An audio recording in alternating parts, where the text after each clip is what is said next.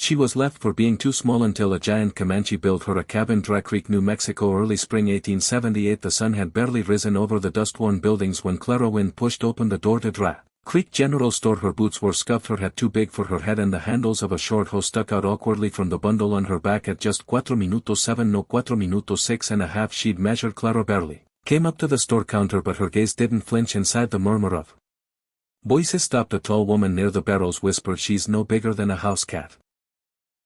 And half as useful." Someone snorted. Clara stepped forward, placing her items on the counter: a sack of corn seed, a folded piece of canvas, a bundle of kindling, and a hoe with a shortened handle. "Mr. Barlow," the storekeeper peered over his spectacles and raised an eyebrow. Well, if it ain't Miss Wynn, what's this spring planting?" He picked up the hoe and twirled it. "You planning to dig graves for field mice or just burying sparrows for practice?"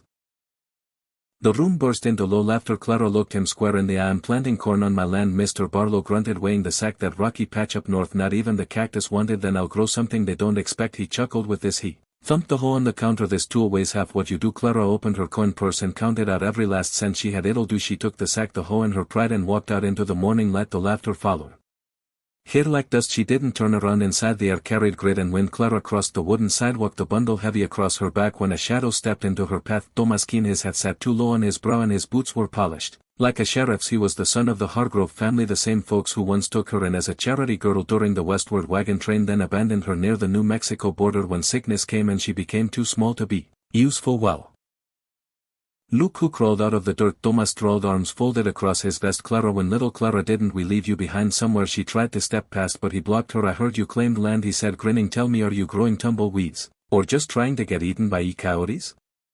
"I've got work to do," Clara muttered. Thomas reached and yanked the sack from her grip. The hoe clattered to the ground and seed spilled across the dust. "Oops," he said. Clara lunged to grab her things, but Thomas nudged her aside with the toe of his boot. "This ain't a place for dolls, Clara. You'll be dead or married to some outlaw before the first frost."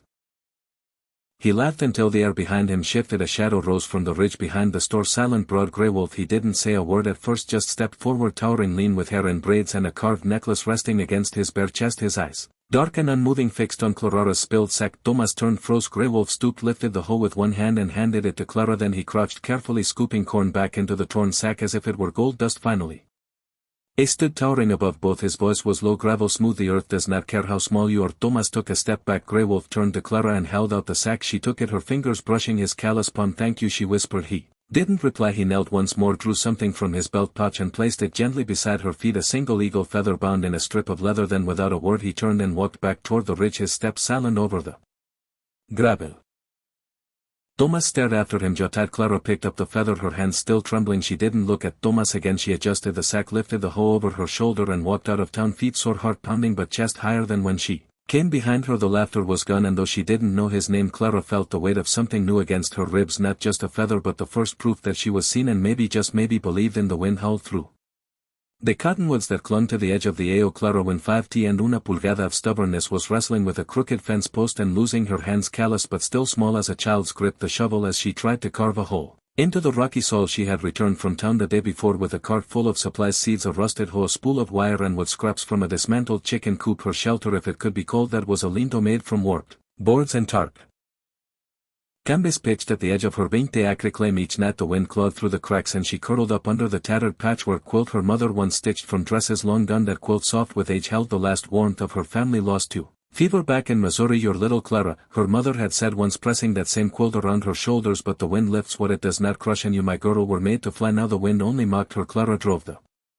javelin again. It bounced off a stone with a thud that jarred her arms. She let out a breath, wiped sweat from her brow, and crouched to pry the stone loose with her bare hands. As she tugged, something snapped in her chest, not pain but frustration, bitter and deep. That night it rained, not hard but steady, cold desert rain that found every crack in her roof. She curled on her cot, water dripping onto the canvas beside her, fingers clenched tight around the quilt. She did not sleep. At dawn she stepped out, soaked and shivering. That was when she saw it. On the flat stone before her doorway sat a small wooden bird, no longer than her hand, carved in perfect detail. The wings were slightly spread, the tail curved as if catching a breeze. It was smooth as river polished bone, and under the base, burned into the grain, were 3 simple words: "I saw you." Clara's breath caught. She picked up the bird, holding it like something sacred. The wood was warm despite the morning chill. She looked toward the distant reach, the one she always felt as from but saw only mist curling off the rocks. She said nothing. She simply placed the bird gently inside her shelter and returned to work. 3 days later the sky darkened again. Thunder rolled low across the foothills. Clara scrambled to reinforce the lindo with a canvas scrap, climbing atop a crate to lash the corner tighter. Wind yanked the fabric from her grip. Rain began to fall. She lost her footing. The crate slid and she tumbled hard into the mud, dazed, gasping. She looked up and saw him. He stood in the rain like a shadow made flesh, tall, broad-shouldered, his black hair braided with strips of red leather. He moved with the silence of stone. Without a word he stepped past her and grabbed the flapping tarp. In one motion he anchored it with a length of rope, then reinforced the back wall with stacked wood. Clara rose slowly, clutching her arm. Why are you here? It did not answer at first. He turned as dark as night and met hers. You listen to the ground, he said at last, voice deep but calm. You do not fight it. That is worth keeping. She blinked, rain running down her face. You carved the bird?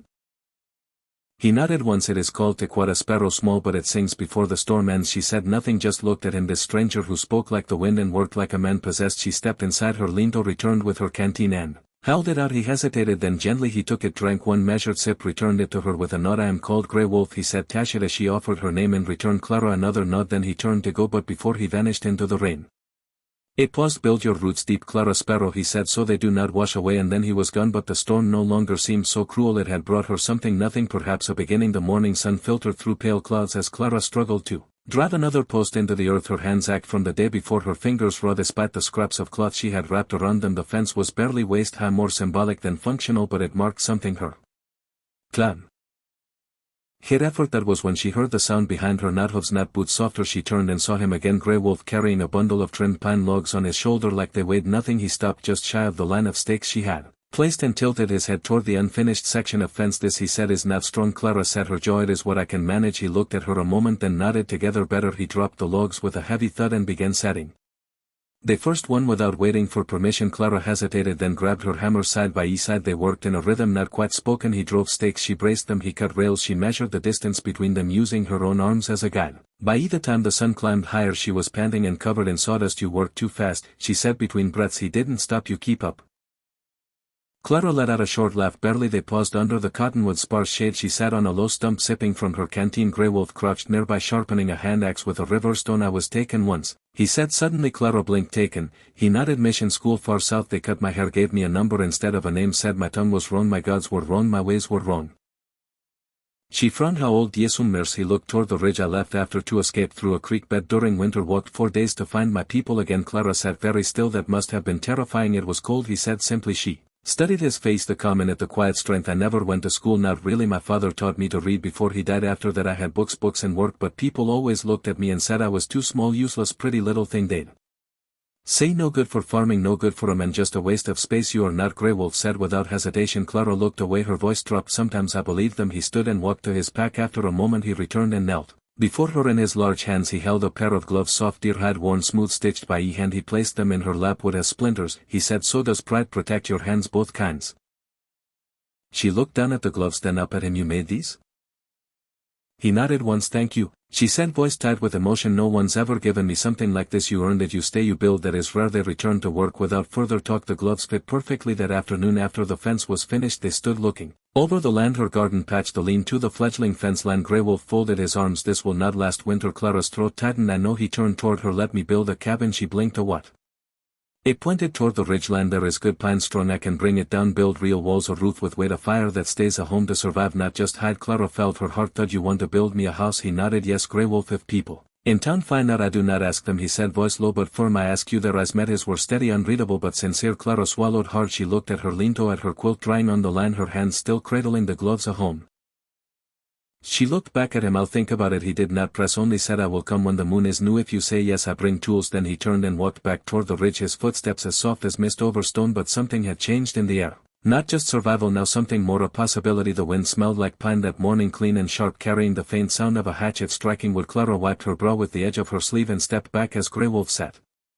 Another beam in place. The structure was beginning to rise. Real walls, real angles, a cabin, not a shelter. He had brought the logs himself, thick ponderosa pine bark stripped and trimmed to fit. He showed her how to cut notches, how to set the beams so they interlocked at the corners like fingers folded in prayer. No nails, he said. Wood does not like metal, it holds its own weight if cut right. Clara marveled at the precision of his movements. He worked with silence and certainty, like a man speaking in a language only the trees could understand. She tried to keep up, measuring, sawing, dragging bark. Her arms ached, her back screamed, but she kept going. Late that afternoon as the sun bent westward, Grey Wolf paused by the tallest post they had set. He took out his Nat Clara watched puzzled. He crouched beside the beam and began carving with slow sure strokes. She stepped closer and saw the shape forming a bird, not just any bird, a sparrow, wings tucked as alert, carved right into the beam that would sit used above the door frame for luck, she asked softly. He looked at her. So the roof knows who lives below it. Her throat caught. Is that for me? He nodded. You are the sparrow. Small does not mean weak. Sparrow flies when others sink. She reached out and traced the carving with her fingertips. Thank you.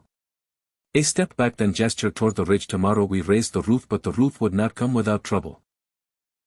The next day, while Clara was collecting water from the spring, she saw Amos Lang riding past the edge of her land. He did not wave, he did not nod, just stared hard, and then he turned his horse and rode back toward Dry Creek. That night Clara could not sleep. When she woke at dawn, her breath visible in the cold, she stepped outside the old lean-to to find something nailed to the weathered wood, a scrap of burlap scrolled in charcoal. No white girl who loves engines is welcome. She stared at it for a long time, then she tore it down. Grey Wolf arrived not long after, carrying a fresh beam across his shoulders. When he saw her holding the note, he stopped. She handed it to him without a word. He read it. His expression did not change. Then he walked to the small fire pit, struck a match and dropped the burlap into the flames. The fire crackled, smoke curling skyward. He said, wood does not ask skin color, it only asks whose hands built me.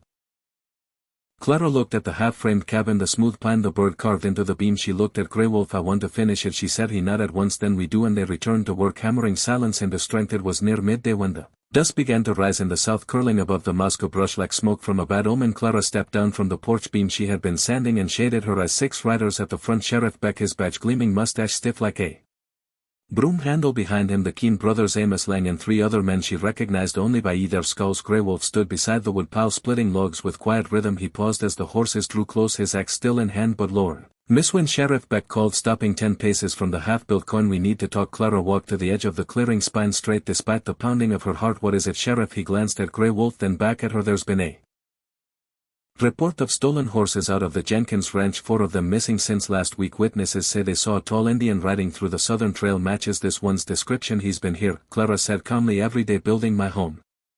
Are you sure? Big size narrowed. You vouch for him?